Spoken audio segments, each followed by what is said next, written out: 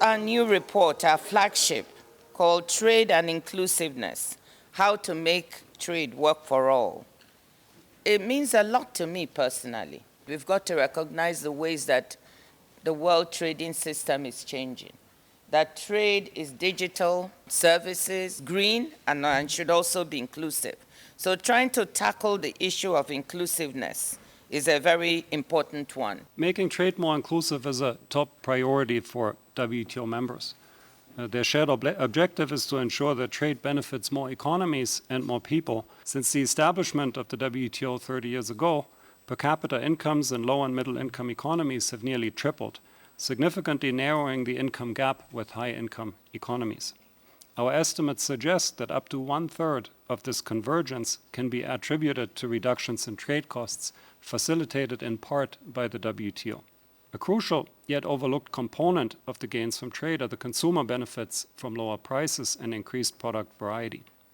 Research shows that these gains disproportionately benefit low-income households, which tend to spend a larger share of their income on imported goods, such as food, and less on non-traded services, such as restaurants.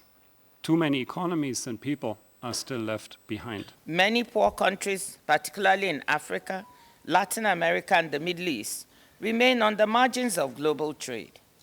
They were lagging behind on income convergence even before the COVID-19 pandemic.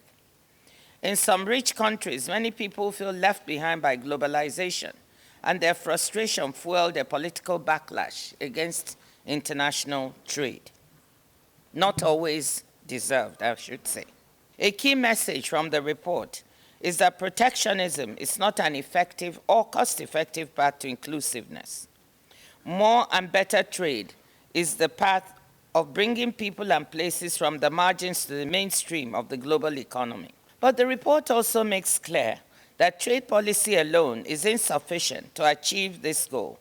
Complementary domestic policies are necessary to make trade and the wider economy in general work for everyone.